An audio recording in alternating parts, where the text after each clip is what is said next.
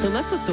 Emmanuel Macron s'oppose à la vente du site de vidéo en ligne Dailymotion à un groupe chinois. Axel de Tarlé, le ministre de l'économie, préférerait qu'on trouve une solution française ou européenne.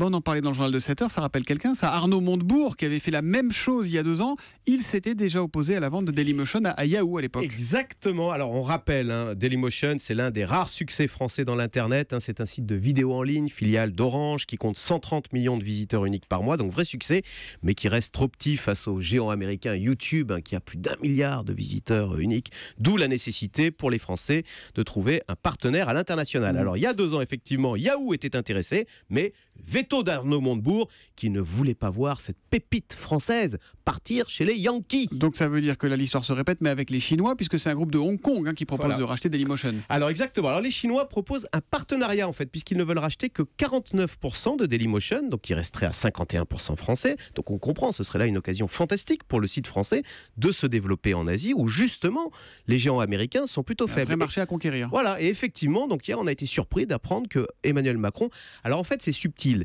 il s'oppose au principe de négociation exclusive avec les Chinois. En fait, le ministre préférait une solution française ou européenne. Alors il faut voir le contexte. Il y a 2 jours, Emmanuel Macron était à Berlin en Allemagne, justement pour promouvoir l'émergence de grands groupes Internet en Europe. Donc c'était très difficile pour lui, dans la foulée, d'acter la vente de notre pépite française aux Chinois. Donc, il fait de la politique. Voilà, alors voilà pour le contexte. Mais sur le fond, Emmanuel Macron, et il l'a dit, il ne s'opposera pas à cette vente. Simplement, il dit, il faut aussi qu'on explore les pistes européennes, parce qu'il y a des acheteurs en France ou en Allemagne pour Dailymotion.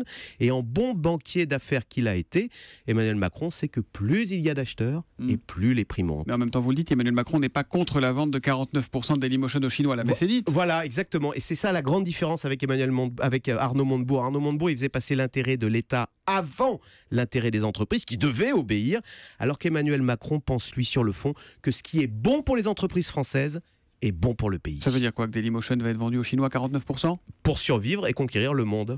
Et voilà l'explication claire, c'est le Zoom Écho d'Axel de Tarlé qui part à la conquête du monde, carrément, tous les matins à 7h10 sur Europe 1. À demain, Axel. À demain.